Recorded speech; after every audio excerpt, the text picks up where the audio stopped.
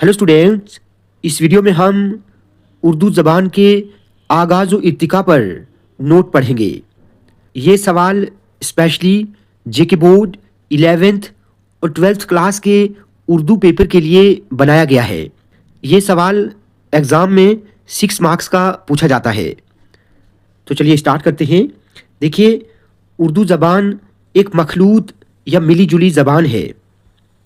दूसरी ज़बानों की तरह उर्दू ज़बान भी सदियों में बनी है और इसकी बनावट में कई बोलियों और ज़बानों ने हिस्सा लिया है। 8वीं सदी ईस्वी से 10वीं और 11वीं सदी ईस्वी तक जो मुसलमान हिंदुस्तान आए, उनका ताल्लुक़ मुख्तलिफ़ इलाक़ों से था।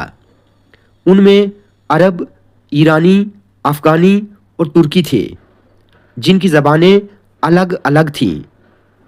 मुसलमानों की आमद के वक्त यहाँ प्राकृत ज़बानें बोली जाती थीं। संस्कृत आला तबके तक महदूद हो गई थी। प्राकृतों ने अवामी मेल जोल की ज़बान का दर्जा हासिल कर लिया था।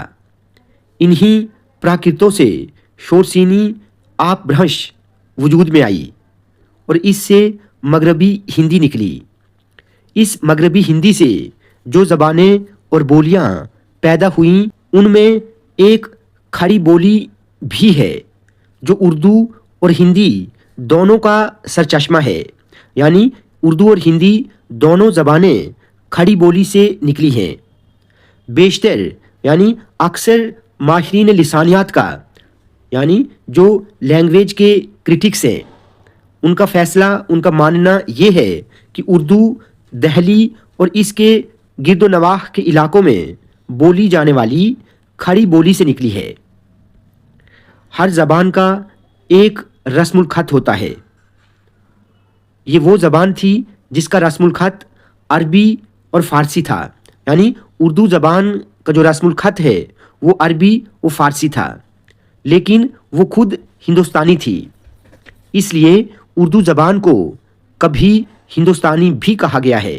हिंदी, हिंदवी और ज़बाने दहलवी के नामों से भी इसे मौसूम किया जाता रहा है, लेकिन अब इसे उर्दू ही कहते हैं।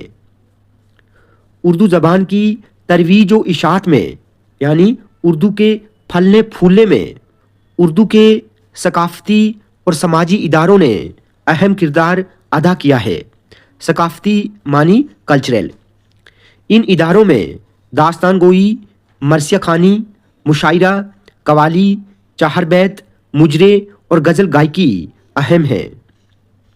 खानकाहों मतलब दरवेशों या सूफियों की इबादत गाह, ठीक है। दरबारों और बाज़ारों में उर्दू का इर्तिका हुआ और परवान चढ़ी। उर्दू हिंदुस्तान में बिहार, यूपी, दिल्ली और हिमाचल प्रदेश के अलावा बंगाल और आंध्र प्रदेश के मुख्तलिफ अजला की दूसरी सरकारी ज़बान भी है। अजला का मतलब है डिस्ट्रिक्ट्स, ठीक है। पाकिस्तान में ये पहली सरकारी ज़बान है और कश्मीर में भी इसे ये मकाम हासिल है। तो स्टूडेंट्स, आपने सिर्फ इतना ही एग्ज़ाम के लिए तैयार करना है।